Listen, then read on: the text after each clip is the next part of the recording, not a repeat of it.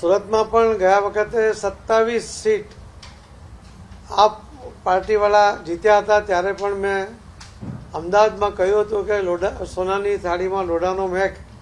મને લાગે છે કે મેઘ ઘણો બધો નીકળી ગયો છે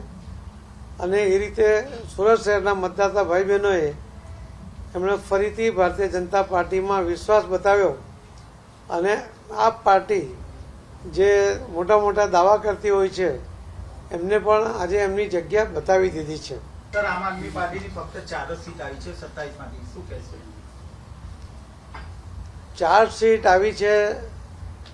એ તો જગ જાહેર છે, પરંતુ મને એવું લાગે છે કે અમારા જે પ્રયત્ન હતા એની અંદર આ 4 સીટ પણ આવવી જોઈતી નહોતી, પરંતુ જ્યારે આવી જ ગઈ છે એટલે અમે એને સ્વીકારીએ છીએ કે એ વોર્ડમાં જે કંઈ અમારા તરફથી કમી રહી હશે આવનારા દિવસોમાં અમે એ પૂર્તતા કરીશું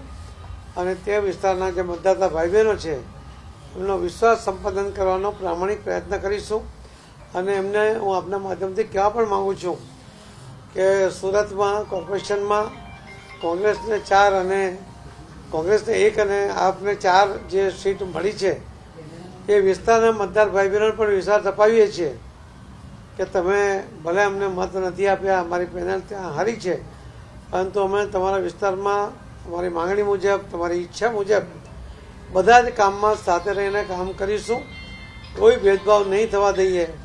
એની ખાતરી આપીએ છીએ। હજુ સુધી તમે અમારી ચેનલને સબસ્ક્રાઇબ નથી કરી તો અત્યારે જ ન્યૂઝરૂમ ગુજરાતને સબસ્ક્રાઇબ કરો, ફેસબુક અને ઇન્સ્ટાગ્રામ પર ફોલો કરો।